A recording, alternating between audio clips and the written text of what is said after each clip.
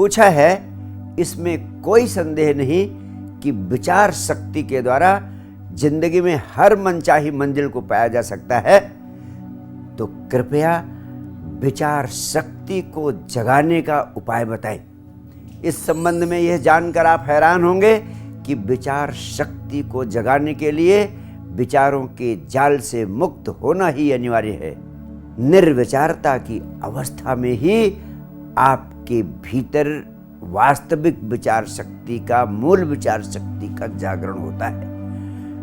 निर्विचारता की अवस्था में ही आपके भीतर विचारों की प्रज्ञा पैदा होती है, जिसे हम विवेक कहते हैं। और यह प्रज्ञा, यह विवेक आपको तभी उपलब्ध होता है जब आप विचारों के जाल से स्वयं को मुक्त करने में सफल होते हैं और निर्विचारता की अवस्था उपलब्ध होती है। अब प्रश्न उठता है कि विचारों के जाल से मुक्त होने के लिए निर्विचारता की अवस्था कैसे उपलब्ध हो सकती है। इसके लिए सबसे अधिक शक्तिशाली सूत्र है कि आप अपने विचारों के प्रति जागरूक होने का प्रयोग करें। अपने विचारों के प्रति साक्षी भाव से उनका अवलोकन करने की प्रक्रिया में सक्रिय हों। आप शांत होकर 10 मिनट के लिए बैठ जाएं और सुखपूर्वक बैठ जाएं और बंद आंखों से अपने मस्तिष्क में विचारों के प्रवाह को, विचारों के आवागमन को देखना शुरू करें। इसका अवलोकन करें कि अब यह विचार आया, इसके बाद दूसरा विचार आया, इसके बाद तीसरा विचार आया। सिर्फ विचारों को देखें।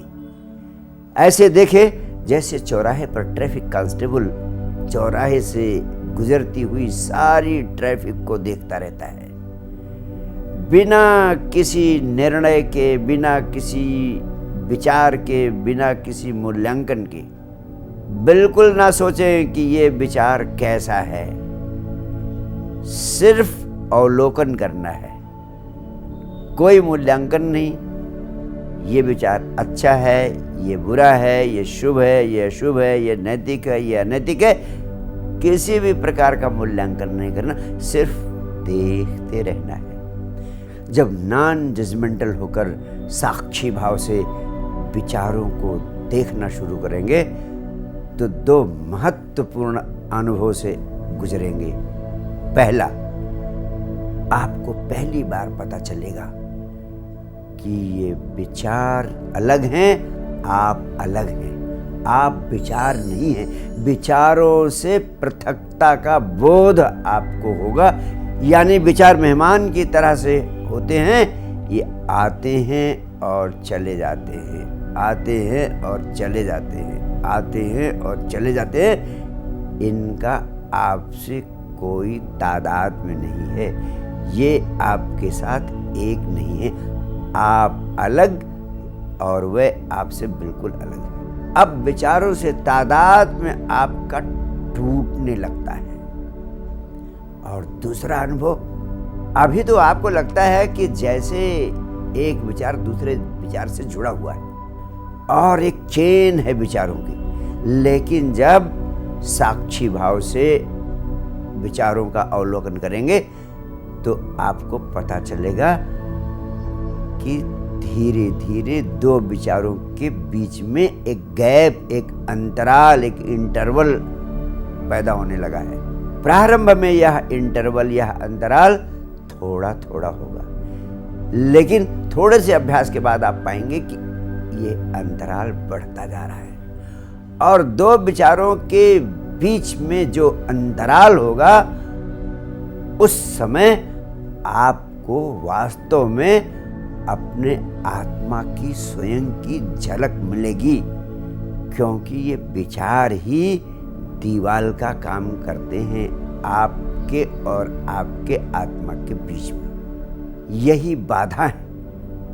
तो दूसरा अनुभव होगा कि 2 विचारों के बीच में जो अंतराल होगा, उसमें आपको अपने आत्मा आत्मा की झलक मिलेगी, एक आनंद की झलक मिलेगी और आप अपने आत्मा के निकटतम होने के अनुभव को उपलब्ध होते जाएंगे। इस प्रकार विचारों के निरीक्षण की, विचारों के अवलोकन की ये साक्षी भाव की प्रक्रिया आपको निर्विचारता की दिशा में ले जाएगी। धीरे धीरे आप पाएंगे कि यह अंतराल इतना बढ़ने लगा है कि विचारों का ट्रैफिक बहुत कम होने लगा। विचारों का ट्रैफिक जब कम होने लगेगा तो जैसे 10% विचार कम हुए तो आपके साक्षी होने की शक्ति 10% बढ़ जाएगी।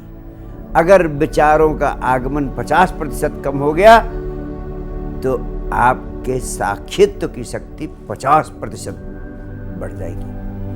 अगर विचारों का आगमन 90% कम हो गया तो आपका साक्षी 90% शक्तिशाली हो जाएगा। अगर विचारों का आगमन 99% कम हो गया तो आपके साक्षी की शक्ति 99% बढ़ जाएगी। और एक दिन आएगा कि विचारों का आना 100% बंद हो गया है, सड़क पूरी तरह साफ हो गई है, ट्रैफिक कोई विचारों का है ही नहीं, विचारों का ट्रैफिक है ही नहीं। ऐसी अवस्था में एक अद्भुत घटना घटेगी। अब आपकी चेतना, अब आपका होश, उसके सामने कोई ऑब्जेक्ट, कोई विचार है ही नहीं।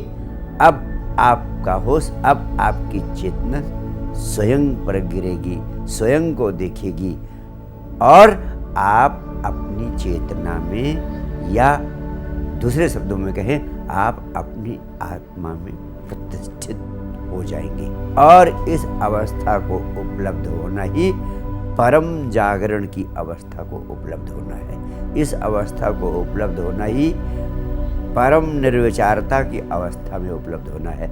और इस अवस्था में ही परम विवेक का जागरण होता है। इस अवस्था में ही परम आनंद की उपलब्धि होती है।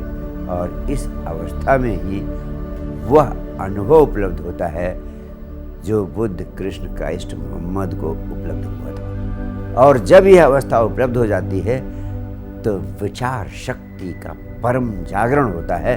तब आप उस अवस्था को उपलब्ध होते हैं जिसे हम कहते हैं यम यम चिंतयते कामम तम तम प्राप्नोति निश्चितम। यानी आप जैसा जैसा सोचने लगते हैं वैसा वैसा होने लगता है, क्योंकि आपकी मर्जी अस्तित्व की मर्जी हो जाती है और अस्तित्व की मर्जी आपके माध्यम से प्रकट होने लगती है। आप अस्तित्व की ऊर्जा के लिए माध्यम बन जाते हैं।